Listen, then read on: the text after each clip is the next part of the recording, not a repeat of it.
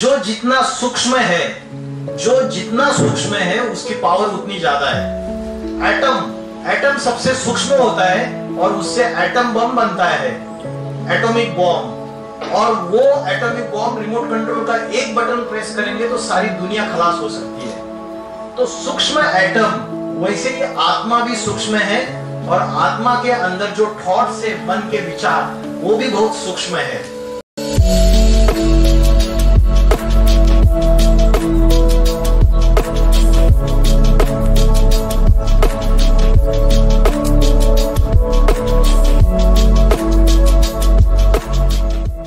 जैसे आकाश में स्टार चमकता है, छोटा सा स्टार, वैसा पॉइंट ऑफ लाइट आपको यहाँ इमेजिन करना है।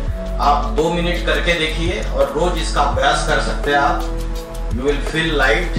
और आपको अगर इसका रेगुलर अभ्यास करेंगे तो आप बॉडीलेस, जिसको अध्यात्म में बोलते हैं विदेही अवस्था, अशरीरी अवस्था, कि आपको शरीर का जो भार है, शरीर का जो भान है, बॉडी कॉन्शियसनेस, वो गायब हो जाएगी और एक अंदर से खुशी, आनंद, प्रसन्नता, रियल हैप्पीनेस महसूस करेंगे। तो हम यहाँ पे कंसंट्रेट करेंगे 2 मिनट के लिए। मन में जितने भी विचार आए, उन विचारों के पीछे भागना नहीं है आपको। विचार आए तो उनको डांट लगाना है, भाग जाओ यहाँ से। आपको फिर से यहाँ कंसंट्रेट करना है। कोई भी फ्रेंड याद नहीं आना चाहिए, अपने पेरेंट्स याद नहीं आना चाहिए, टीचर्स याद नहीं आने चाहिए, कोई रिलेटिव्स याद नहीं आने चाहिए। सिर्फ I am point of light situated in the middle of the forehead. ठीक है। ज्योति बिंदु परमात्मा से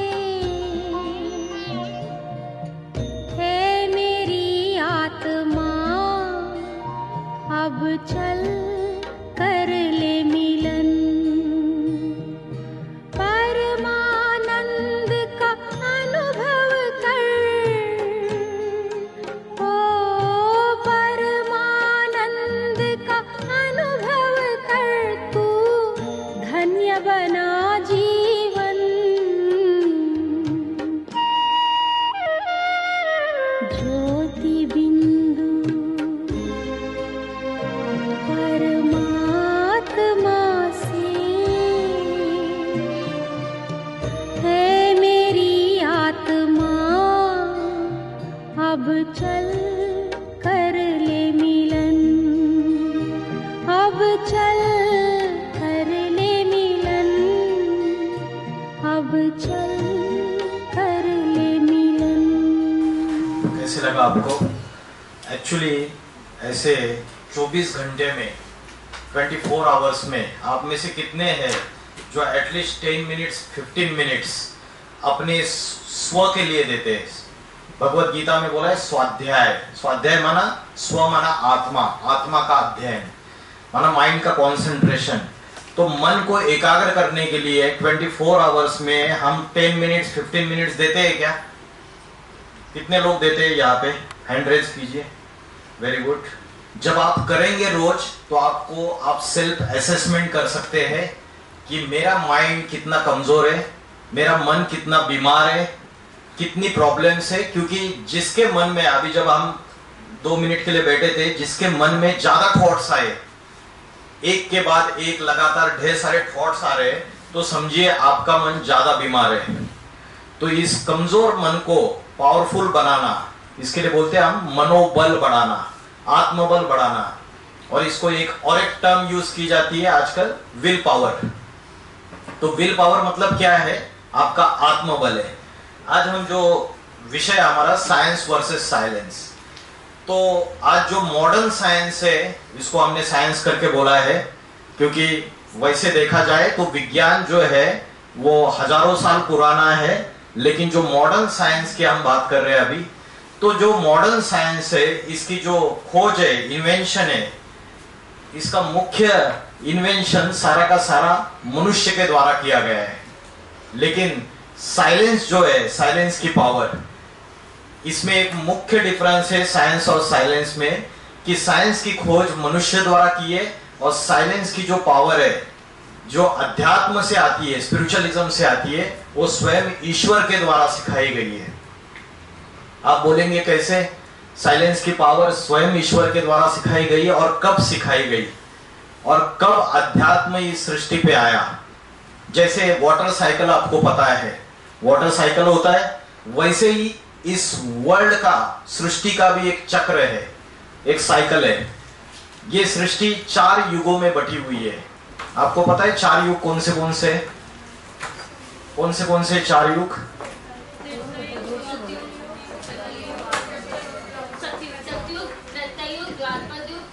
वेरी गुड। सतयुग इज गोल्डन एज, त्रेता युग इज सिल्वर एज, द्वापर युग इज कॉपर एज एंड कलयुग इज आयरन एज। ये 4 युगों में ये सृष्टि बटी हुई है और ये सृष्टि का चक्र घूमता रहता है। मतलब कलयुग के बाद फिर से सतयुग आता है। कलयुग को बोलते हैं पापी कलयुग, जहां झूठ ही झूठ है, झूठखंड की दुनिया है, पाप ही पाप है, वो कलयुग है। और कलयुग के बाद फिर से जब रात के बाद दिन आता है, वैसे ही कलयुग ये रात्रि है, रात्रि के बाद फिर से दिन आता है। मतलब हम जिस कंसेप्ट को बोलते हैं, हर धर्म में इस कंसेप्ट को मानते हैं, हम बोलते हैं कि राम राज्य आएगा, बोलते हैं ना राम राज्य आएगा। गांधी जी ने 1942 में बोला, जब उन्होंने क्विट इंडिया का जो मूवमेंट किया था अंग्रेजों के खिलाफ, तो उन्होंने बोला कि राम राज्य आएगा। लेकिन राम राज्य तो आया नहीं। 1947 में भारत स्वतंत्र हो गया। भारत स्वतंत्र होने के बाद हमारी एजुकेशनल डेवलपमेंट हो गई, हमारी साइंटिफिक डेवलपमेंट हो गई। लेकिन ये सारी डेवलपमेंट जितनी भी है, ये सारी डेवलपमेंट होते होते इंटरनेट टेक्नोलॉजी आई, रोबोटिक्स टेक्नोलॉजी आई, क्या इन सारी चीजों से आर्टिफिशियल इंटेलिजेंस आया, बड़े बड़े मॉल्स बन गए, 5 स्टार होटल्स बन गए, 7 स्टार होटल्स बन गए। लेकिन दुनिया में जो नैतिकता है और चारित्र है और जो कैरेक्टर है वो नीचे गिरा या दुनिया पावन बन गई? क्या सुधार हो गया दुनिया में? आज लोगों के और सबके हमारे माइंड ज्यादा कॉन्सेंट्रेटेड है, फोकस्ड है या डिस्टर्ब है? क्या है? सवेरे से लेकर रात तक हमारे मन में निगेटिव थॉट्स और वेस्ट थॉट्स ज्यादा आते हैं या पॉजिटिव थॉट्स ज्यादा आते हैं? नेगेटिव थॉट ज्यादा आते हैं। उसका कारण यह है कि साइंस के साधन तो हमने यूज करना चालू कर दिया, मोबाइल्स, लैपटॉप्स, कंप्यूटर्स, ये सारे साधन हमने यूज करना चालू कर दिया। लेकिन इन साधनों के हम कंप्लीटली एडिक्टेड हो गए, अधीन बन गए हम। एक होता है साधन का यूज करना, कार में बैठना गलत बात नहीं है, लेकिन उससे रिलेटेड अटैचमेंट, जो आसक्ति होती है, लगाव होता है, साधनों में हम इतने अटैच्ड हो गए पूरी तरीके से, उनसे एडिक्टेड हो गए कि जिसकी वजह से मन एकाग्र होने की वजह से हमारा मन भटक रहा है। छोटे बच्चे से लेकर बूढ़े तक आज किसी का भी माइंड कॉन्सेंट्रेटेड नहीं है। तो साइलेंस की जो पावर है वो स्वयं ईश्वर आके सिखाता है। और कब सिखाते हैं? कि जैसे मैंने बताया कि वर्ल्ड का ट्रांसफॉर्मेशन का एक पीरियड है, कलयुग का एंड और सतयुग की शुरुआत। इस सतयुग को, जिसको हम राम राज्य भी बोलते हैं, कि राम राज्य जो है वो आइडियल नेशन की या आइडियल वर्ल्ड की एक कंसेप्ट है। आइडियल वर्ल्ड जहां सुख ही सुख है, जहां रियल पीस एंड हैप्पीनेस 100% है। मुस्लिम लोग उस कंसेप्ट को बोलते हैं जन्नत, क्रिश्चियन लोग बोलते हैं पैराडाइज या हेवन, और हिंदू लोग बोलते हैं उसको वैकुंठ या स्वर्ग। सबने उसको नाम अलग अलग दे दिए, लेकिन है वो एक ही कंसेप्ट। हम बोलते हैं ईश्वर या शिव, मुस्लिम लोग बोलते हैं अल्लाह, क्रिश्चियन लोग बोलते हैं गॉड। तो सबने उसको नाम अलग अलग दे दिए। वो ईश्वर जो सुप्रीम पावर है, हम सब जितने भी है, आज दुनिया में 8 बिलियन पॉपुलेशन हो गई है। 8 बिलियन, 800 करोड़। और ये 8 billion population means there are 8 billion souls, spirits, because we are the spirits. हम अपने आप को बॉडी समझ रहे हैं, लेकिन हम बॉडी को चलाने वाली एक चैतन्य शक्ति, चेतना, प्राण शक्ति, आत्मा है। यह हमारी असली आइडेंटिटी है। भगवत गीता का अगर किसी ने स्टडी किया रहेगा तो भगवत गीता की सारी कंसेप्ट ये आत्मा और मन को एकाग्र करने के ऊपर ही है। पूरी की पूरी Bhagavad Gita 18 chapters are there. तो साइलेंस की जो पावर है ये स्वयं ईश्वर के द्वारा आध्यात्मिकता से सिखाई जाती है, और वो हर कलयुग का एंड का पीरियड में, तो आप बोलेंगे कैसे? जैसे अभी एक फिल्म आई है, आपने सुना रहेगा, कल्कि। तो हम मानते हैं कि है ना, कलयुग के अंत में कल्कि का अवतार होता है। वहां अपने प्राइम मिनिस्टर जाके एक संबल ग्राम करके यूपी में, वहां जाके एक बड़ा कल्कि का टेम्पल का ये इनॉग्रेशन करके आ गए। तो हमारे अंदर ये मान्यता है कि ईश्वर का अवतार कलयुग के अंत में होता है, जब दुनिया में पाप, भ्रष्टाचार, अत्याचार अति में बढ़ जाते हैं, दुनिया में दुख, अशांति, वायलेंस, आतंकवाद सब अति में बढ़ जाता है। तो आज की तारीख में जब ये अति में बढ़ जाएगा, तो जो साइंस की पावर है उसके पास सॉल्यूशंस नहीं है 100%, क्योंकि साइंस के सारे साधन है हमारे घर में, एसी है, एयर कंडीशनर, सारे साधन है। उसके बावजूद मुझे बताइए, क्या हमारे घर में 100% रियल पीस एंड हैप्पीनेस होता है? हमारे आत्मा के अंदर 100% रियल पीस एंड हैप्पीनेस होता है? साइंस की पावर आपको सुख दे रही है, लेकिन आर्टिफिशियल सुख दे रही है। साइंस की पावर आपको सुख दे रही है, लेकिन टेम्पररी हैप्पीनेस दे रही है। 100% हैप्पीनेस एंड पीस आपको दे नहीं पा रही है। जैसे साइंस के साधनों से आज क्या होता है, वीडियो कॉलिंग है, सैटेलाइट के थ्रू हम सारी चीजें देख सकते हैं वर्ल्ड में कहीं भी। तो माँ यहाँ पे बैठी हुई है दिल्ली में, और उसकी बच्ची, क्या नाम है आपका? दामिनी। यामिनी। यामिनी का अर्थ क्या है? रात्रि। तो यामिनी की मम्मी यहाँ बैठी हुई है जनकपुरी में या दिल्ली में, और यामिनी यूएसए चली गई, एजुकेशन कंप्लीट कर लिया और जॉब के लिए यूएसए चली गई। तो यामिनी की मम्मी ट्राई कर रही है वीडियो कॉलिंग, अभी यामिनी की याद आ रही है, तो वीडियो कॉलिंग का नेटवर्क फेल है, और मम्मी ने उसको याद किया, और अमेरिका में यामिनी को टचिंग हो जाता है। वो महसूस करती है कि मम्मी मुझे याद कर रही है करके। तो ये जो पावर है ना, ये वाइब्रेशंस की पावर है। क्योंकि आज जो वायरलेस टेक्नोलॉजी है, आज जो टेलीकम्युनिकेशन और सारी ये जो टेक्नोलॉजी है, यह फ्रीक्वेंसी, वाइब्रेशन, इसका अभ्यास करके साइंटिस्ट ने इस टेक्नोलॉजी को लाया, इन्वेंशन किया। निकोला टेस्ला जो फेमस साइंटिस्ट है, ये साइंटिस्ट, इनका कहना है कि जो मैंने आज तक जितने इन्वेंशंस किए, ये मैं कर पाया क्योंकि जो साइलेंस की पावर है और स्पिरिचुअलिज्म की पावर है, उसमें मैंने अभ्यास किया, तभी जाके मैं इन्वेंशंस कर पाया। तो साइंस ने जो वाइब्रेशन और फ्रीक्वेंसी से ये टेलीपैथी का साइंस डेवलप कर लिया, ये साइंस पहले से अवेलेबल है हमारे पास। कम्युनिकेशन, अमेरिका में बच्ची बैठी है, माँ यहाँ पे बैठी हुई है, और अगर हमारा माइंड के थॉट्स प्योर है, और अगर हमारा ट्रू लव है, क्योंकि माँ अपने बच्ची से जो प्रेम करती है वो आर्टिफिशियल प्रेम करती है क्या, या नेचुरल लव होता है? तो जो जहां शुद्ध संकल्प है, संकल्प माना थॉट्स, जहां थॉट्स में प्यूरिटी है, क्योंकि जैसे मनी, धन, ये बड़ा खजाना होता है ना, ट्रेजर होता है, वैसे हमारे मन के संकल्प, हमारे माइंड के thoughts, it is also a big treasure. तो माइंड के जो थॉट्स है, प्योर थॉट्स, ये ऐसी ट्रेजर है, ऐसी पावरफुल चीज है कि अगर हम मन के संकल्पों को एकाग्र करते हुए अगर कनेक्शन करें, किसी भी व्यक्ति को याद करें, तो उसको टचिंग हो जाएगा। पहले एक गीत आता था पुरानी हिंदी फिल्मों में, इशारों इशारों से दिल लेने वाले। तो मतलब इशारे में भी भाषा हो सकती है। आज हमको किसी ने, टीचर्स हमारे घर में रेगुलर बातें बताते रहते, पेरेंट्स वगैरह, लेकिन फिर भी हमारी बुद्धि में बैठती नहीं है। तो वाइब्रेशन की पावर, माइंड की कैचिंग की पावर, हमारी निर्णय शक्ति, डिसीजन मेकिंग पावर सारी कमजोर हो चुकी है। वो कमजोर होने का मूल कारण है कि हम मन को एकाग्र करने का अभ्यास, आत्मा को एकाग्र करने का अभ्यास और साइलेंस की पावर जो स्पिरिचुअलिज्म से आती है, उसके लिए समय नहीं देते हम समझ रहे हैं आज का मॉडर्न साइंस ही सब कुछ है। तो शुद्ध संकल्पों से और इस वाइब्रेशन की पावर से हम एकाग्रता प्राप्त कर सकते हैं। आज मैंने बताया कि 90% जो आज का यूथ है वो हैबिचुएटेड है, एडिक्टेड है। सिर्फ यूथ नहीं, उसमें सारे आ गए, छोटे बच्चे से लेके बूढ़े तक सारे, किसी का भी मन आज की तारीख में एकाग्र नहीं है।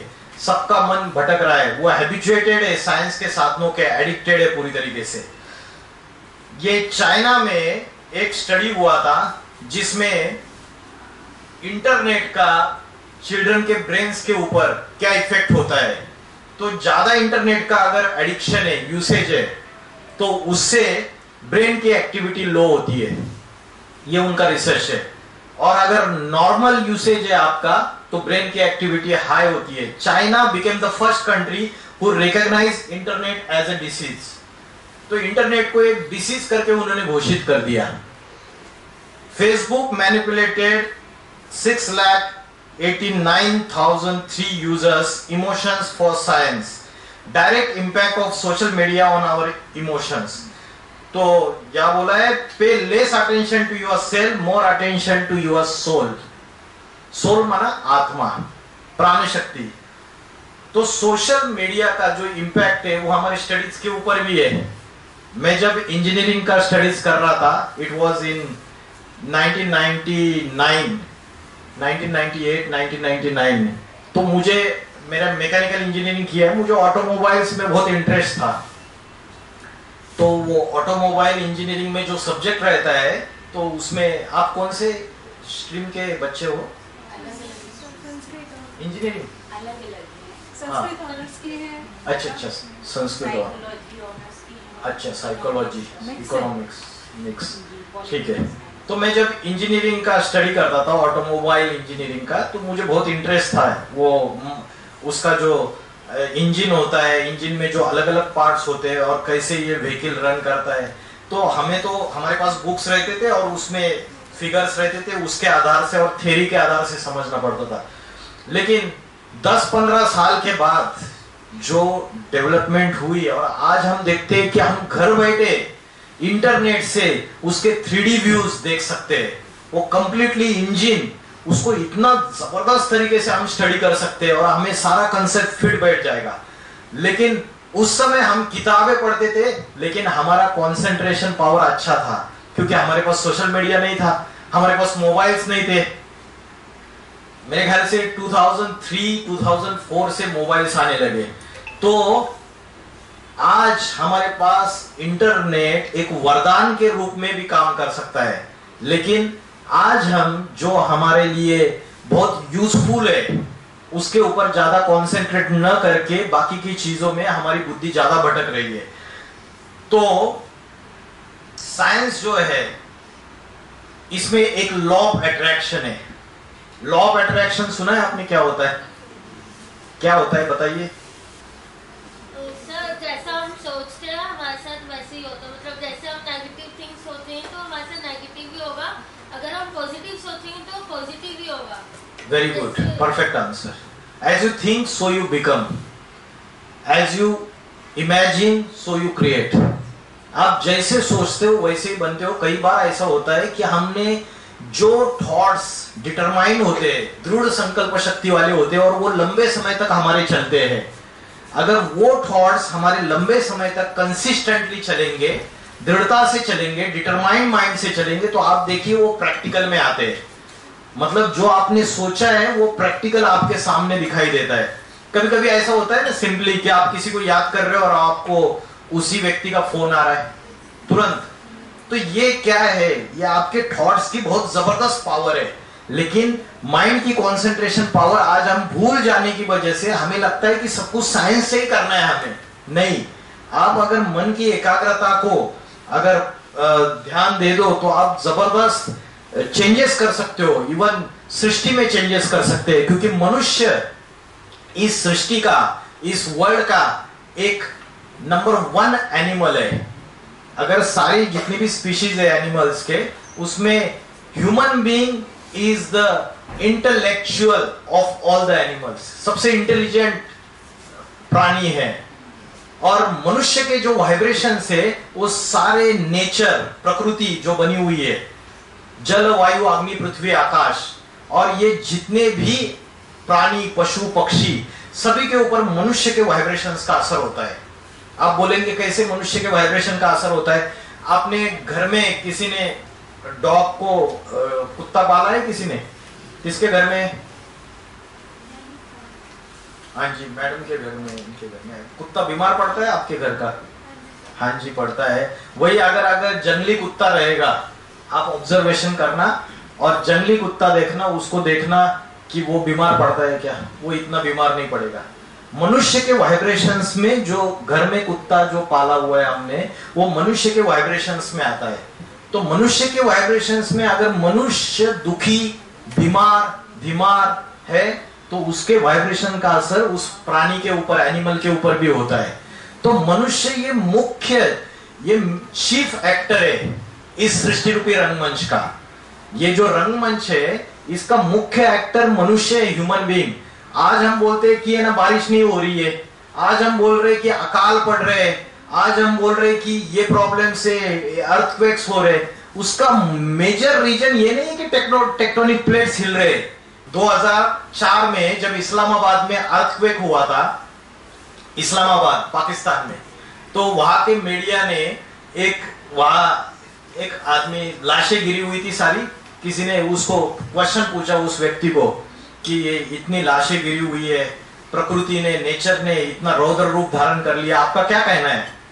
तो वो बोलता है कि ये अल्लाह ताला की लास्ट वार्निंग है मनुष्य को।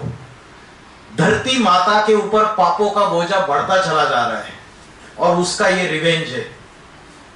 तो एक हम सोचते हैं कि टेक्टोनिक प्लेट्स हिल रहे, दूसरी तरफ से ये जो धरती है, इसको हम माता करके पुकारते हैं, ये जो नेचर है, इन सभी का, हमारे वाइब्रेशंस का असर इसके ऊपर होता है।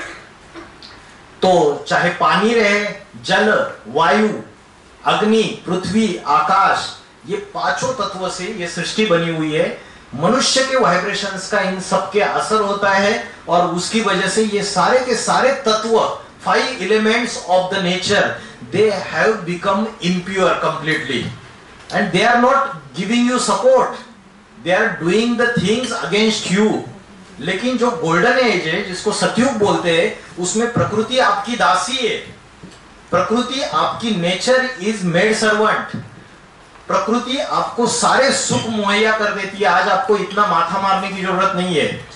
तो साइंस की जो नॉलेज है, वो साइंस की नॉलेज हमें अध्यात्म से और साइलेंस की पावर से दूर लेके जाती है। आज हॉस्पिटल्स में भी डॉक्टर पेशेंट्स को कभी कभी बोलते हैं कि ऑपरेशन से पहले आपको एकदम जो एंजाइटी आती है बहुत सारी और डिप्रेशन में चले जाते हैं, तो पेशेंट्स को बोलते हैं भगवत गीता पढ़ो करके।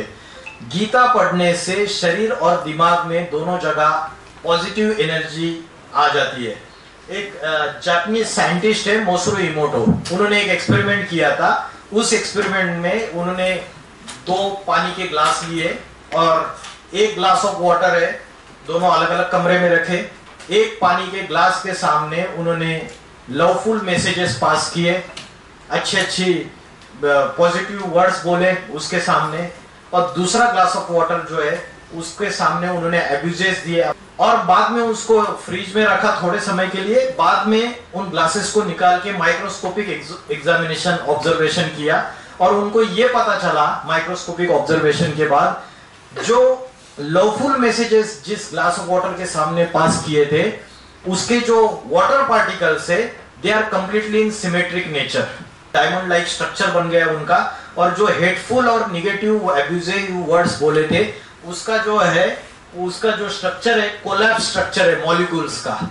मॉलिक्यूल्स का जो स्ट्रक्चर है वो कंप्लीटली माइक्रोस्कोप के नीचे ऑब्जर्वेशन किया। इसका मतलब क्या है कि, इसका मतलब यह है कि आप जो वर्ड्स बोलते हो, उस वर्ड्स का असर वाटर के मॉलिक्यूल्स के ऊपर भी होता है।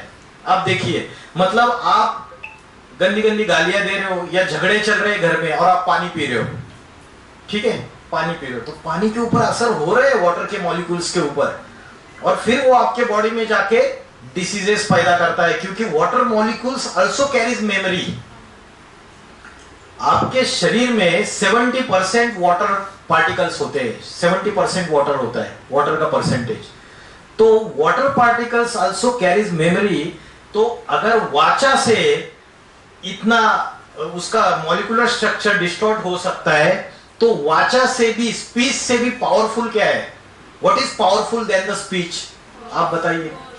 Thoughts, very good answer. कोई नहीं देता है मुझे ये आंसर। मैंने इतने कॉलेजेस में प्रोग्राम किया, आप बहुत अच्छे स्टूडेंट्स हो, मेरा सौभाग्य है कि मैं आपके सामने ये लेक्चर दे रहा हूं। एकदम अच्छा जवाब है कि स्पीच से भी पावरफुल है थॉट्स, क्योंकि जो जितना सूक्ष्म है उसकी पावर उतनी ज्यादा है। एटम सबसे सूक्ष्म होता है और उससे एटम बम बनता है, एटॉमिक बॉम्ब। और वो एटॉमिक बॉम्ब रिमोट कंट्रोल का एक बटन प्रेस करेंगे तो सारी दुनिया खलास हो सकती है। तो सूक्ष्म एटम, वैसे ही आत्मा भी सूक्ष्म है और आत्मा के अंदर जो थॉट्स है, मन के विचार, वो भी बहुत सूक्ष्म है। आप किसी का क्लास में इंसल्ट कर देते हो तो उसके ऊपर जितना असर होता है ना उस इंसल्ट का, उससे ज्यादा असर अगर आपने माइंड से अगर बहुत बद्दुआएं दी उस व्यक्ति को, बहुत बद्दुआएं दी, तो उसका असर बहुत ज्यादा इफेक्ट, मतलब किसी को चाटा मारा उससे ज्यादा है उसको स्पीच से आपने एब्यूजिव वर्ड्स बोले, और उससे भी ज्यादा इफेक्ट है आपने मन से बद्दुआ दी। तो मन बहुत सूक्ष्म है, उसके थॉट्स भी सूक्ष्म है लेकिन बहुत पावरफुल है। तो स्पिरिचुअलिज्म में बोलते हैं मन के मौन से नई रंगत निकलेगी।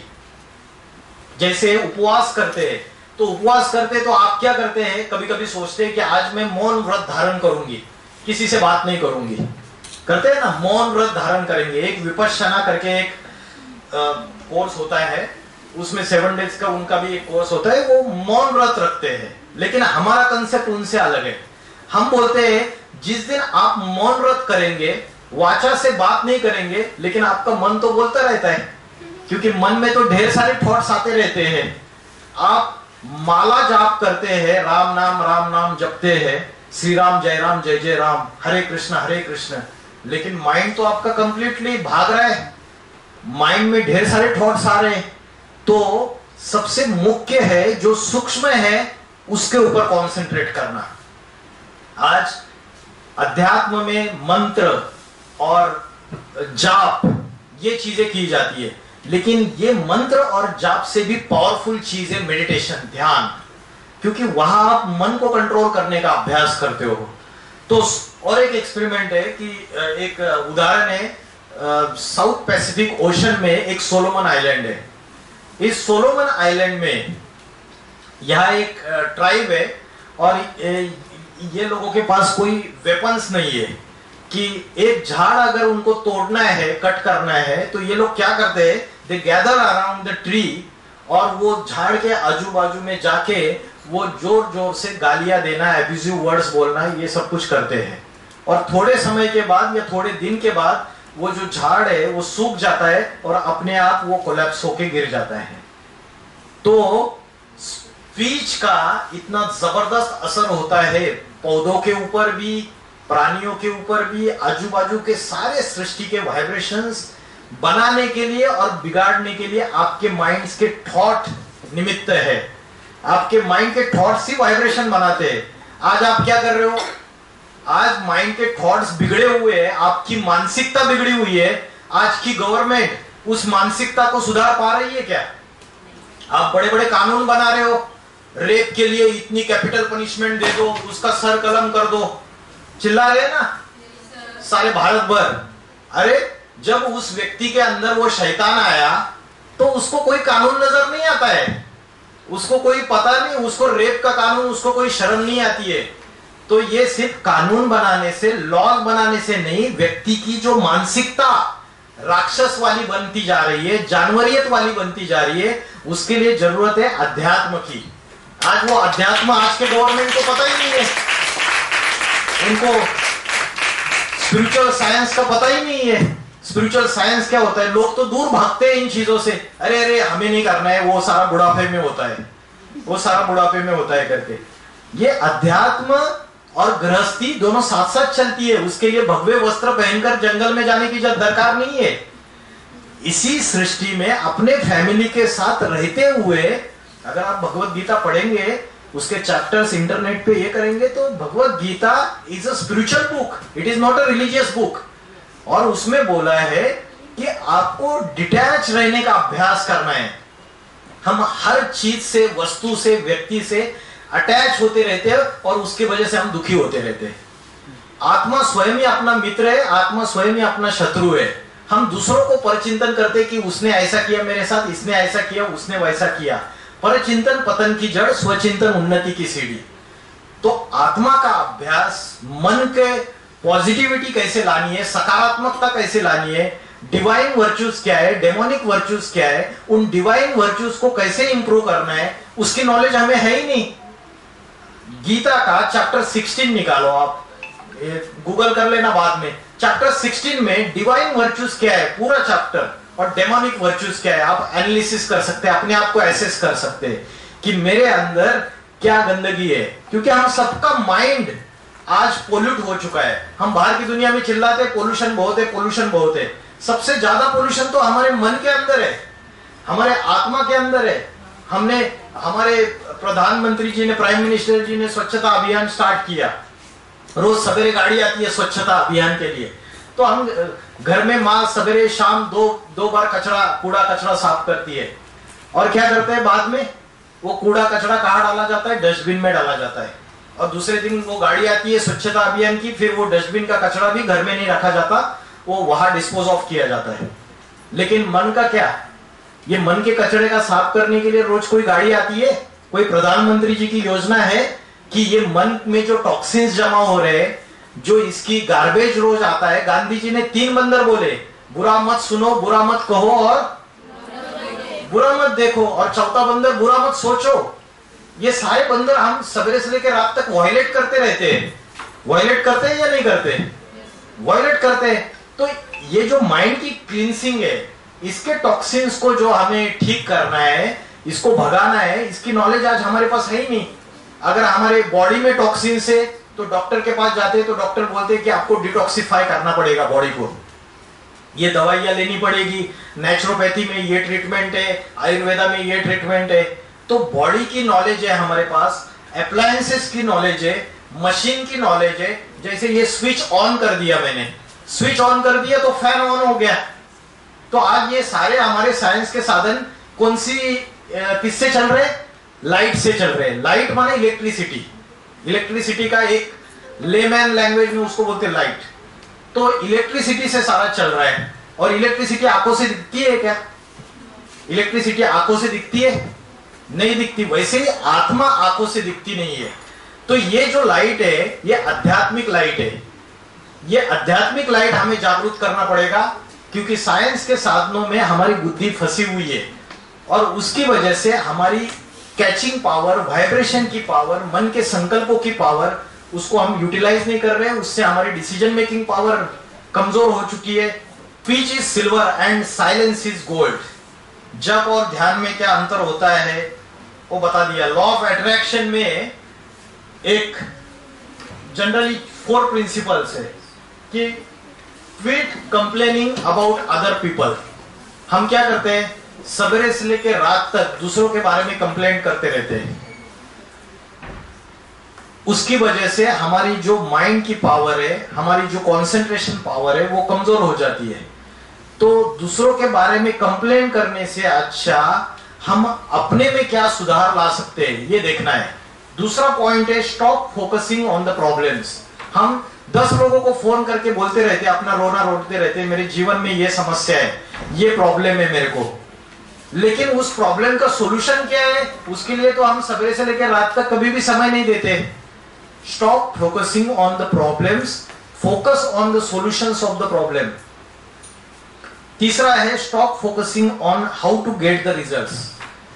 हम रिजल्ट का ही सोचते रहते हैं। पहले हमें क्या करना है, मेहनत करके इन्वेस्टमेंट करनी है वो रिजल्ट लेने के लिए। श्रीमद् भगवद गीता बोलती है कर्मण्येवाधिकारस्ते मा फलेषु कदाचिन। कर्म करने के ऊपर तेरा अधिकार है, लेकिन फल के ऊपर तेरा अधिकार नहीं। ऐसा क्यों भाई? अगर मैंने आईएएस की प्रिपरेशन की, यूपीएससी की, तो आईएएस ऑफिसर तो बहुत थोड़े ही बनते हैं, सारे बनते नहीं है। तो ऐसा क्यों होता है? मैंने मेहनत तो बहुत अच्छी की थी। कर्मण्येवाधिकारस्ते मा फलेषु कदाचिन, क्योंकि ये आत्मा की नॉलेज है। स्पिरिचुअल नॉलेज में हमें पता चलता है कि हमारी आत्मा ने अनेक बर्थ्स लिए, बर्थ एंड डेथ के साइकिल में। रीइंकार्नेट हुआ है, पुनर्जन्म का थेरी है। तो अनेक जन्मों में हमने अनेक अच्छे बुरे कर्म किए और उन अच्छे बुरे कर्मों का संचित हमारी माइंड और इंटेलेक्ट में है। ये स्टोरेज स्पेस है हमारी। जैसे आपके मोबाइल में स्टोरेज स्पेस होती है, मेमोरी कार्ड होता है, लैपटॉप में हार्ड डिस्क होती है, कंप्यूटर में हार्ड डिस्क होती है, वैसे ही हमारे आत्मा के अंदर जो स्टोरेज स्पेस है वो माइंड एंड इंटेलेक्ट है। इसलिए कोई व्यक्ति की डेथ हो जाती है, मर जाता है व्यक्ति, तो उसका शरीर वही रहता है, लेकिन उसकी आत्मा तुरंत दूसरे मां के गर्भ में जाके प्रवेश करती है। तो आत्मा के साथ साथ जो ट्रैवल करता है वो माइंड और इंटेलेक्ट ट्रैवल करता है।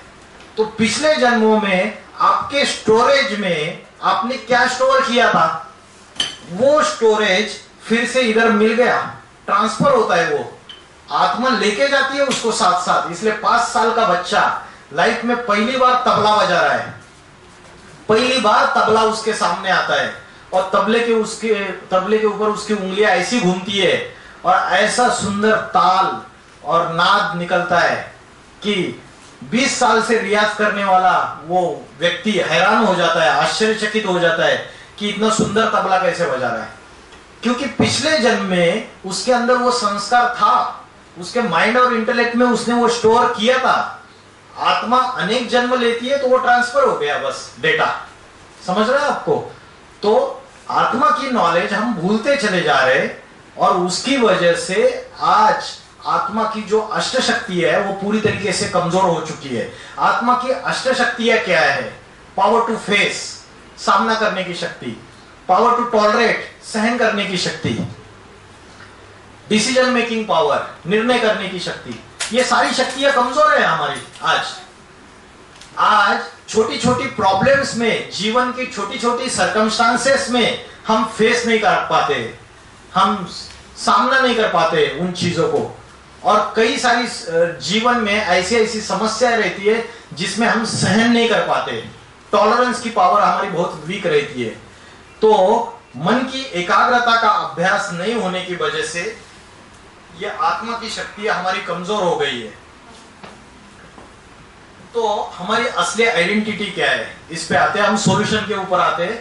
वैसे तो बहुत सारी चीजें बता सकता हूं लेकिन शॉर्ट में जाते हैं हम, सॉल्यूशन के ऊपर आते हैं। तो क्या करना है फिर? हमारी जो रियल आइडेंटिटी है ये पता होनी चाहिए। What is my real identity, who am I? क्योंकि साइंस के पास इसका सॉल्यूशन नहीं है। हु एम आई, मैं कौन हूं और मेरी रियल आइडेंटिटी क्या है। और भगवत गीता में अर्जुन धनुर्धारी, और अर्जुन भगवान को क्या प्रश्न पूछ रहा है? ये नहीं पूछ रहा है कि गांडीव धनुष्य से बाण कैसे मारने हैं। अर्जुन ने भगवान को क्वेश्चन पूछा कि मेरा मन बड़ा चंचल है, मेरा मन बड़ा भटकता है और ये बड़ा हठी है, बलवान है, इस चंचल मन को मैं कैसे एकाग्र करूं? ये प्रश्न पूछा भगवान को। और पूरी गीता में भगवान ने अर्जुन को अस्त्र शस्त्र चलाने की विद्या नहीं दी, भगवान ने अर्जुन को मन को एकाग्र कैसे करना है इसकी विद्या सिखाई, आत्मा की नॉलेज दी। क्या आत्मा है? तुम्हारा असली स्वरूप आत्मा है। बोला अर्जुन तो मोह में आ गया था पूरी तरीके से।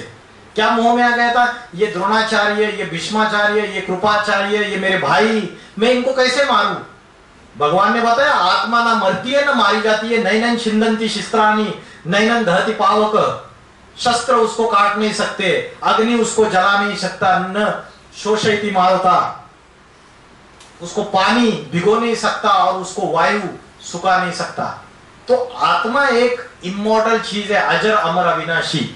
जब व्यक्ति मरता है तो उसका शरीर मरता है, शरीर हड्डी मांस का पुतला है। आत्मा प्राण शक्ति है, चैतन्य शक्ति है, चेतना है, एनर्जी है। Energy can neither be created nor be destroyed, only one form of energy can be transform into another form. तो ये आत्मा एक एनर्जी है और आत्मा की 3 शक्ति है, मन, बुद्धि और संस्कार। शास्त्रों में बोला है मनरेव आत्मा, मन बुद्धि ही आत्मा है। फिर आत्मा का ध्यान कैसे करें, इस चंचल मन को एकाग्र कैसे करें? तो उसका सॉल्यूशन है कि आत्मा इस शरीर में कहां रहती है। किसी को पता है आत्मा कहां रहती है? कहां रहती है आत्मा? इन्होंने जवाब दिया बहन जी ने, आत्मा यहां रहती है। सही आंसर है, लेकिन इसका प्रूफ क्या है? भगवत गीता में बोला है, इसका प्रमाण है, भगवत गीता में बोला है भ्रूर मध्य प्राण आवेश सम्यक, भ्रुकुटी के मध्य में प्राण शक्ति स्थित है। इसका दूसरा प्रूफ है, जो भारत की कन्या माता है यहाँ पे बिंदी लगाती है और पुरुष यहाँ पे टीका या तिलक लगाते हैं। जब द्वापर युग से ऋषि मुनियों को यह पता चला कि मनुष्य बॉडी कॉन्शियसनेस में जा रहा है, अपने को बॉडी समझ के बैठा है, बॉडी और बॉडी के ये जो सेंसेस है, इंद्रिया है, इसमें उसकी बुद्धि अटैच हो चुकी है पूरी तरीके से, तो उसको ये रियलाइजेशन रहे कि बॉडी को चलाने वाला जो कंट्रोलर पावर है, जो शक्ति है, जो शरीर को चलाने वाला मालिक है, वो आत्मा यहां रहता है। इसलिए बिंदी लगाने की परंपरा शुरुआत हो गई, ट्रेडिशन। आज हम उसका स्पिरिचुअल सीक्रेट भूल गए कि यहां टीका क्यों लगाते, यहां बिंदी क्यों लगाते, हमको पता ही नहीं। हम तो फैशन के इससे अच्छी बिंदी टिकली वो मार्केट से खरीदते हैं, लेकिन उसका असली मीनिंग है यहां आत्मा रहती है। तो ये जो पावर है, यहां ट्रिमेंडस पावर का सोर्स है। अगर आप 6 मंथ्स लगातार ब्रह्म मुहूर्त के समय, सूरज उगने से पहले, जिसको बोलते हैं ब्रह्म मुहूर्त, 2 बजे से लेके 4:45 बजे तक का समय है। आप 4 बजे उठ जाइए सवेरे, 4 बजे उठ के अगर आप पॉइंट ऑफ लाइट को, जैसे आकाश में स्टार चमकता है वैसे यहां चमकता है, मन के सारे विचारों को कंट्रोल में कर लीजिए। कोई भी व्यक्ति याद नहीं आना चाहिए, कोई फ्रेंड, कोई पेरेंट्स, कोई टीचर्स, कोई रिश्तेदार, कोई भी याद नहीं आना चाहिए। मैं आत्मा स्टार हूं। एक ही थॉट आप लंबे समय तक करते हो तो वो थॉट पावरफुल होता है। वो 100% वो थॉट जो है वो रियलिटी में आ जाएगा। लेकिन आप अगर ढेर सारे थॉट्स करते हो तो आप अपनी एनर्जी का लॉस करते हो, एनर्जी वेस्ट करते हो। कम से कम फोकस थॉट्स होने चाहिए। तो ब्रह्म मुहूर्त के समय में उठ जाइए। आज आप लोग कितने बजे सोते हो रात को? 2 बजे। शास्त्रों में बोला है कि स्पिरिचुअलिज्म ये कहता है कि 2 बजे ब्रह्म मुहूर्त का समय शुरुआत हो जाता है, 2 बजे से लेके 4:45 बजे तक। तो 4 बजे उठ जाओ। आपका ये जो वेस्टर्न फिलोसॉफी भी कहती है कि अर्ली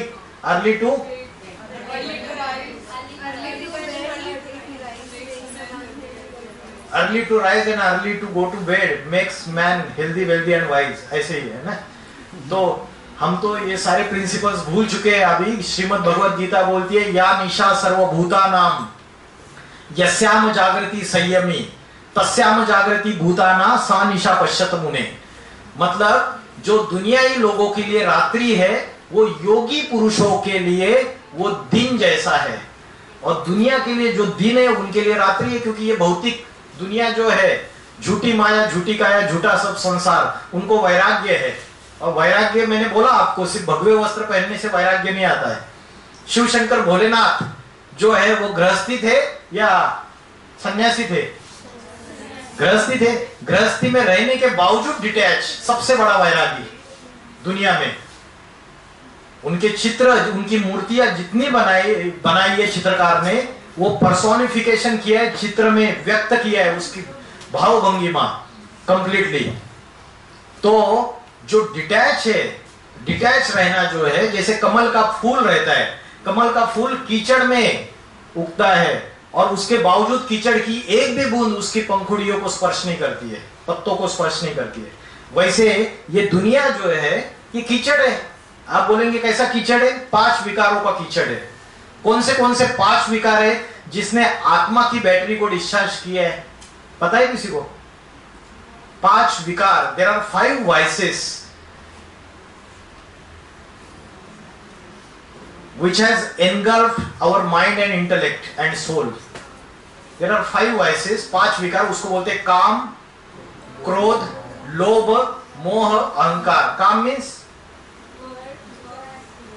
कामना, इच्छा, डिजायर। और काम में, कामना, इच्छाओं में सबसे प्रबल इच्छा कौन सी है? Which is the strongest desire, जो नरक में लेके जाती है, गोइंग टू हेल, जिसकी वजह से आज सारे भारत में हंगामा हो रहा है। बताइए, लस्ट। श्रीमद् भगवत गीता में बोला है त्रिविधस्य नरकस्य इदम द्वारम नाशनम आत्मना। काम क्रोधस्तथा लोभस तस्मात् एतत् त्रयं त्यजेत। संस्कृत वाले समझ रहे? त्रिविधस्य नरकस्य इदं द्वारम, ये 3 नरक का द्वार खोलने वाले, काम, क्रोध और लोभ। लोभ मीन्स लालच, ग्रिड।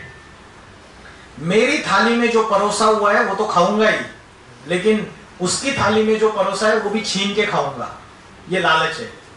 तो ये काम, क्रोध और लोभ, ये तीनों नरक के द्वार खोलने वाले हैं। लेकिन एग्जैक्टली उल्टा आज हमारे जो बड़े बड़े महापुरुष है, मैं नाम नहीं लेना चाहता किसी का, वो बड़े बड़े मंचों पे खड़े होके बोलते हैं हिंदुओं जागो, 4-4 शादियां करो, ढेर सारे बच्चे पैदा करो, तो ही आप जियोगे। लेकिन भगवत गीता एग्जैक्टली अगेंस्ट बोल रही है। स्वामी जी को बोली है, आप दूसरों को बोल रहे हो 4 शादी करो, तो आप ब्रह्मचर्य व्रत क्यों धारण कर रहे हो? फॉलोवर का अर्थ होता है फॉलो करना।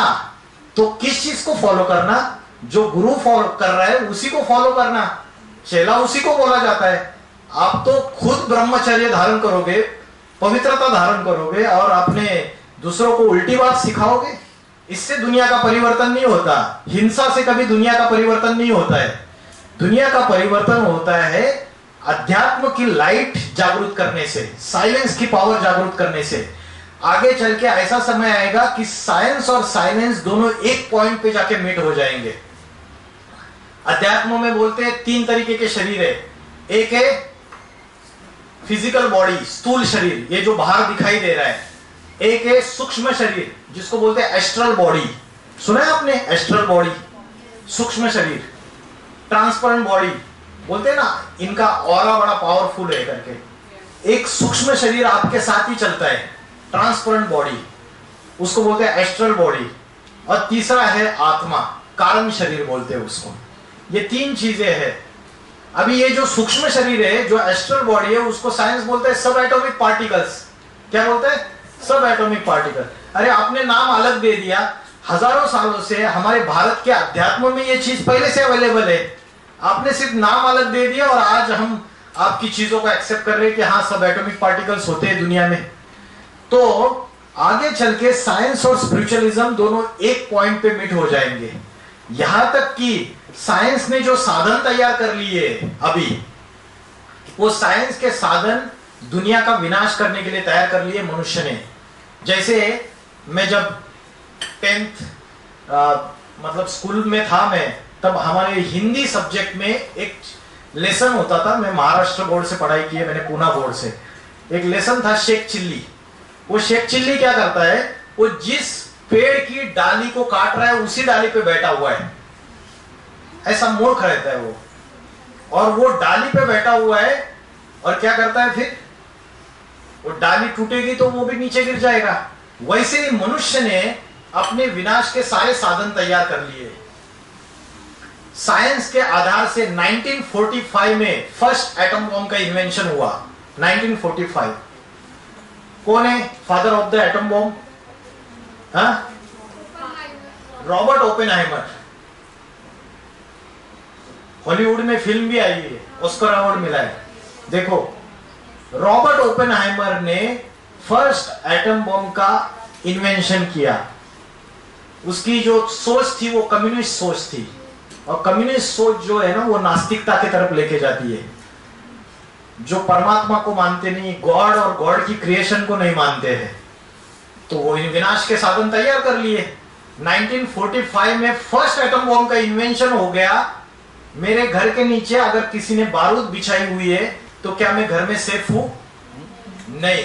आज सारी दुनिया में 80 साल के बाद छोटी सी छोटी कंट्री के पास एटॉमिक वेपन से, न्यूक्लियर वेपन से, न्यूक्लियर मिसाइल से, रिमोट कंट्रोल का एक बटन प्रेस करेंगे तो सारी दुनिया एक सेकंड में खलास हो सकती है। तो ये विनाश के साधन मनुष्य ने खुद निर्माण कर लिए साइंस के आधार पे। तो साइंस जब फेल हो जाएगी पूरी तरीके से, आगे चल के ऐसा समय आएगा कि सारी दुनिया को सिर्फ साइलेंस की पावर काम में आएगी।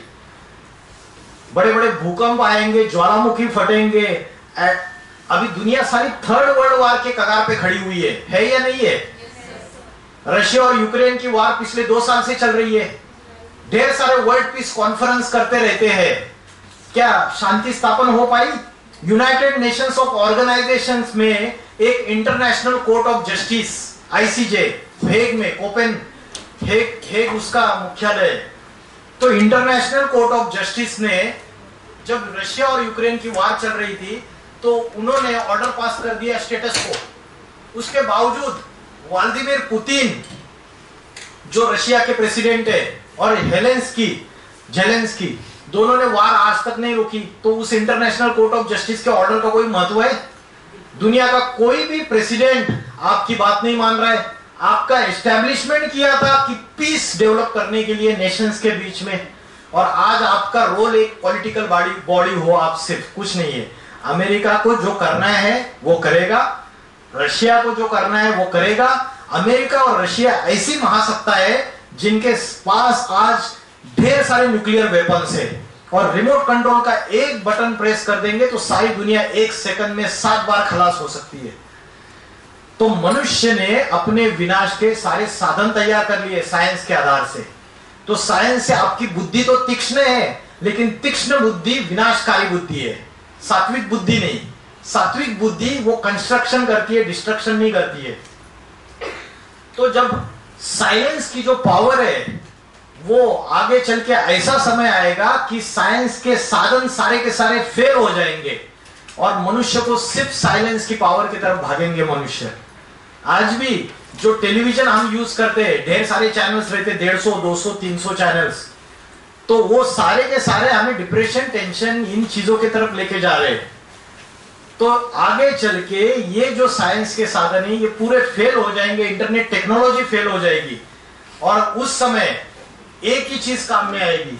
इजराइल और पैलेस्टाइन के बीच में वार चल रही है, बाकी दूसरी कंट्रीज भी सपोर्ट में आ रही है। तो सारा वर्ल्ड वार 3 के तरफ हम पूरी तरीके से अग्रसर है। 1939 में सेकंड वर्ल्ड वार हुआ था, अभी थर्ड वर्ल्ड वार की कगार पे खड़े हैं। उधर से चाइना भारत में घुसना चाहता है, उधर से पाकिस्तान दुश्मन बना हुआ है। पाकिस्तान में आज बच्चों को पिलाने के लिए उनके पास दूध नहीं है, आटा नहीं है, उनके पास खाने के लिए रोटी नहीं है, दाल चावल नहीं है, लेकिन उनके पास एटम बॉम्ब है, एटॉमिक वेपन्स है, और उसके आधार से वो भारत को भी धमकियां देते रहते हैं। तो सारी मनुष्य सृष्टि वर्ल्ड वार 3 के कगार पे खड़ी हुई है, और अभी जो वर्ल्ड वार होगा उसमें 100% एटॉमिक वेपन्स का, मिसाइल्स का यूज होगा। तो जब एटॉमिक वेपन्स का यूज होगा, एटम बॉम्ब का एक्सप्लोजन होगा, तो उससे क्या होगा? अर्थ का टेम्परेचर इंक्रीज हो जाएगा। आपने इस साल भी देखा, नासा ने भी ये बात बोली है, अर्थ का टेम्परेचर इंक्रीज हो चुका है 1 डिग्री सेल्सियस से ज्यादा, और ये बढ़ता चला जा रहा है। और इस बार जितनी हीट थी, जितनी गर्मी थी सारे भारत में, क्या दुनिया भर के शहरों में, इससे पहले नहीं देखा गया। ओजोन का लेयर डिप्लेट हो रहा है, सन के अल्ट्रावायलेट रेज डायरेक्टली धरती पे आ रहे, तो अर्थ का टेम्परेचर इतना इंक्रीज हो जाएगा। एटम बॉम्ब का अगर एक्सप्लोजन हो गया, उससे क्या होगा? उससे नॉर्थ पोल और साउथ पोल के जो ग्लेशियर्स है, बर्फ के पहाड़ है, वो पिघल जाएंगे, और उससे क्या होगा? ओशियंस का जो जलस्तर है, वाटर लेवल है, वो बढ़ जाएगी, और वाटर लेवल बढ़ जाएगी तो जितने भी आइलैंड से, अमेरिका, यूरोप, ये क्या है? आइलैंड से, अफ्रीका, ये न्यूजीलैंड, ऑस्ट्रेलिया, ये सारे के सारे समुद्र के अंदर सबमर्ज हो जाएंगे, समाहित हो जाएंगे। दुनिया में बड़ा भारी विनाश आएगा। और अगर आप साइंस के आज के नासा के सारे स्टडीज देखेंगे तो नासा ने बोला है आने वाले 6-7 सालों में इंडिया के 8 बड़े बड़े शहर, बॉम्बे, कांडला, जो भी समुद्र के किनारे, विशाखापट्टनम बैठे हुए, वो सारे के सारे समुद्र के अंदर चले जाएंगे। तब जाके मनुष्य को पता चल जाएगा कि हमने बॉम्बे में जो माया की नगरी बनाई हुई है, 100-100 मंजिलों की बड़ी बड़ी बिल्डिंग्स बनाई हुई है, कि उसका क्या हाल हो गया। इतनी बड़ी डेवलपमेंट करके रखी है। हमारे देश के मिनिस्टर्स बोलते हैं कि आने वाले 15-20 सालों में 2047 तक हम डेवलप कंट्री बन जाएंगे। वो बोलते हैं हम बड़ी बड़ी स्मार्ट सिटीज तैयार करेंगे, हमने बड़े बड़े एक्सप्रेस हाईवे तैयार कर लिए, लेकिन क्या है? खोखला है सारा का सारा। सृष्टि जो विनाश के सारे साधन है हम तैयार कर चुके हैं, प्रकृति विकराल रूप धारण कर चुकी है। कभी भी भूकंप हो रहे, ज्वालामुखी फट रहे, अगर आप पूरे वर्ल्ड के अगर न्यूज देखते रहेंगे तो सब जगह प्रॉब्लम चलते रहते हैं। तो ऐसा समय जब आता है तो सृष्टि पूरी तरीके से विनाश के कगार पे जाके खड़ी हो जाती है। जब भूकंप आएंगे तो बड़ी बड़ी मेट्रोपॉलिटन सिटीज में जो बिल्डिंग है वो ताश के पत्ते के जैसे गिर जाएगी। क्या साधन, साइंस के क्या साधन काम करेंगे आपके? उस समय करते 1 सेकंड का खेल रहता है, बस धड़ाम बचता है, सारे हिलती है। और दिल्ली में अभी बार बार देख रहे हैं आप भूकंप के झटके आ रहे हैं पिछले साल से। हमने जो डैम्स बनाए नदियों के ऊपर, और साइंस बोलती है कि उस डैम्स की वजह से भी अर्थ के जो टेक्टोनिक प्लेट्स है उसके ऊपर प्रेशर आके दबाव बन के वो हिल रहे हैं। तो हमने जितने भी नेचर को तोड़ के, नेचर को खत्म करते हुए, हमने जितना भी साइंस का आधार लेके जो भी मनुष्य ने अपने बुद्धि से चीजें तैयार की, वो हमें विनाश की तरफ लेके जा रही है। दूसरी तरफ हिंदू मुस्लिम धर्मों में झगड़ा बढ़ता चला जा रहा है। और ये जो सृष्टि है, मैंने पहले ही स्टार्टिंग में बताया था कि 4 युगों में डिवाइड है। तो जब कलयुग का, जब घोर पापी कलयुग का ऐसा समय आता है और सृष्टि के वाइब्रेशंस पूरे पापों के गर्त में चले जाते हैं, तब उस समय कलयुग का लास्ट समय है। और उस समय ईश्वर इस धरती पर अवतरित होते हैं। क्योंकि आज का पॉलिटिकल लीडर, कोई क्रिकेटर विराट कोहली, कोई सेलिब्रिटी शाहरुख खान, आमिर खान, और कोई भी ये जितने भी फुटबॉल प्लेयर वगैरह, ये कोई भी इस सृष्टि का परिवर्तन नहीं कर सकते। इस पापी सृष्टि को पावन सृष्टि नहीं बना सकते। तो इसका सॉल्यूशन सिर्फ एक है, सुप्रीम पावर। क्योंकि राजयोग, जो भगवत गीता में राजयोग बोला है, वो राजयोग का मीनिंग क्या है? राजयोग का मीनिंग जो रामदेव बाबा ने बताया वो नहीं, योगासन और प्राणायाम। योगासन और प्राणायाम तो शरीर को स्वस्थ रखने के लिए एक्सरसाइज है। लेकिन जो राजयोग भगवत गीता में बोला है, उसकी मूल डेफिनेशन हम लोग भूल गए। इंटरनेशनल योग दिवस मनाया जाता है, लेकिन हमको पता ही नहीं, हम एक्सरसाइज करते हैं, सारी दुनिया को एक्सरसाइज सिखा रहे हैं। भगवत गीता में जिस राजयोग की बात की है, उस राजयोग का मीनिंग है चंचल मन को भ्रुकुटी के बीच में आत्मा में स्थिर करके परमात्मा से कनेक्शन जोड़ना। योग का अर्थ है union. Union with whom? Union with supreme power. आज हमारे अंदर कॉन्शियसनेस है, और इस क्लास में कोई एक ऐसा बच्चा होता है जो सबसे टैलेंटेड होता है, तो हम बोलते हैं कि बहुत जबरदस्त टैलेंट है इसके अंदर। टैलेंट है, बहुत एक्टिव है, मतलब कॉन्शियसनेस ज्यादा है दूसरों के मुकाबले। एनिमल्स में मनुष्य से कॉन्शियसनेस कम है, और पेड़ पौधों में एनिमल्स से भी कॉन्शियसनेस कम है।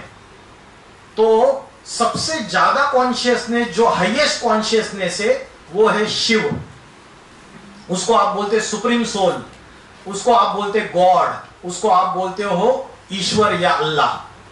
तो राजयोग की डेफिनेशन है कि चंचल मन को आत्मा में स्थिर करके उस परमात्मा से कनेक्शन जोड़ना। तो कलयुग का जब लास्ट समय आता है, तो स्वयं ईश्वर इस सृष्टि पे अवतरित होते हैं, जिसको हम कल की अवतार भी बोलते हैं। और तब जाके वो साइलेंस की पावर या अध्यात्म की पावर सिखाते हैं। और ये मैं नहीं कह रहा हूं, दुनिया के जो सबसे फेमस पॉपुलर प्रिडिक्टर्स है, भविष्यवेत्ता, उसमें से एक नाम सबने सुना होगा, नहीं सुना है तो गूगल में देखो, नॉस्ट्राडेमस। बहुत फेमस प्रेडिक्टर है। नॉस्ट्राडेमस की बहुत सारी भविष्यवाणी है, ये सारे विदेशी है। Nostradamus, Cheiro, Kit, Anderson, Jules Verne. उसके बाद भारत में गोपीनाथ शास्त्री, कल्कि पुराण, और भविष्य मालिका करके एक ओडिशा के, आपने नेट पे देखा रहेगा किसी ने। इन सभी का एक ही कहना है कि 21st सेंचुरी में उत्तर भारत से एक महापुरुष का अवतार होगा। वो महापुरुष योगियों का भी योगी होगा। वो सारे इंटेलेक्चुअल्स को फेल कर देगा।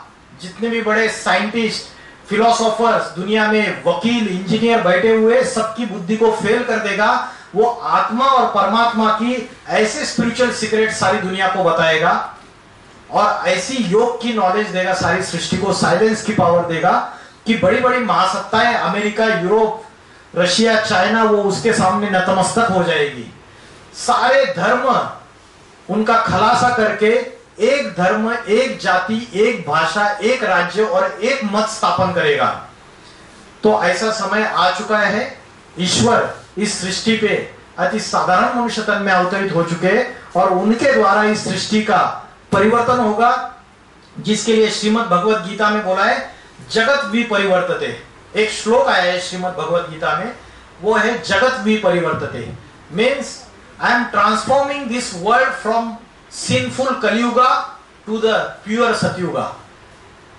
भगवत गीता भगवान वाच है, भगवान स्वयं बोल रहे कि मैं पापी कलयुग से पावन सतयुग में इस सृष्टि का परिवर्तन विरुद्ध दिशा में करता हूं, विपरीत दिशा में, क्योंकि सतयुग, त्रेतायुग, द्वापरयुग, कलयुग, तो विरुद्ध दिशा में पापी कलयुग को मैं पावन सतयुग में परिवर्तित करता हूं। दूसरा कोई मनुष्य मात्र, आज दुनिया में बहुत सारे भगवान को दिखाने वाले कॉन्ट्रैक्टर्स बैठे हुए, दलाल, जिसकी वजह से हमारा अध्यात्म के ऊपर का विश्वास उड़ता चला जा रहा है ना। हम देखते हैं कि है ना, वो कोई कथावाचक होते और कोई क्या होते, वो जया किशोरी सबको आध्यात्मिक का नॉलेज देती है और वो कहती है कि मुझे नया आईफोन जो भी आता है वो चाहिए मुझे।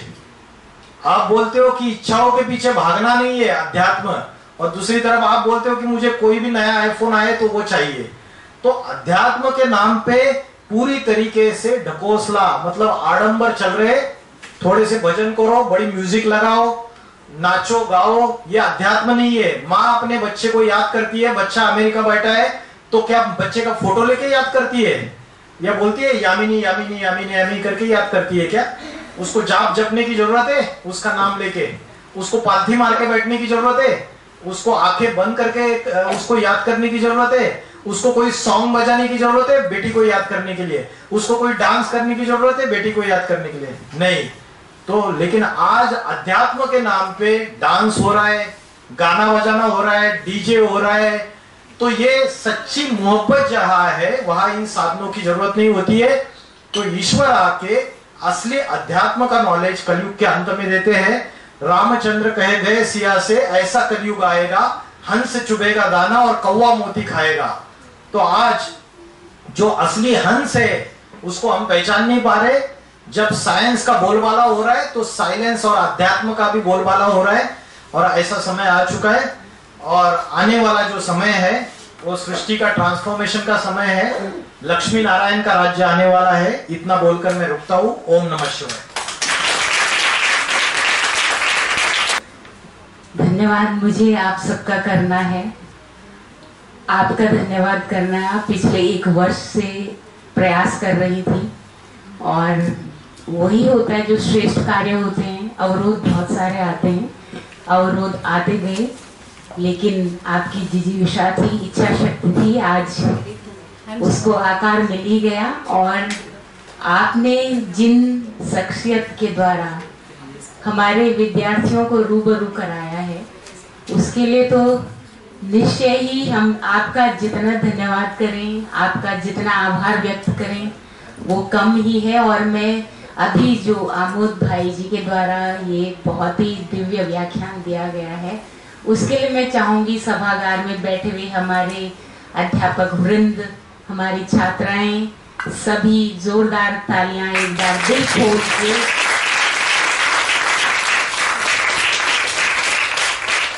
इस पूरी मंडली, आमोद भाई जी और उनकी पूरी जो मंडली है, उन सब के लिए वास्तव में हम कहीं भटक गए हैं, हम भूल गए हैं।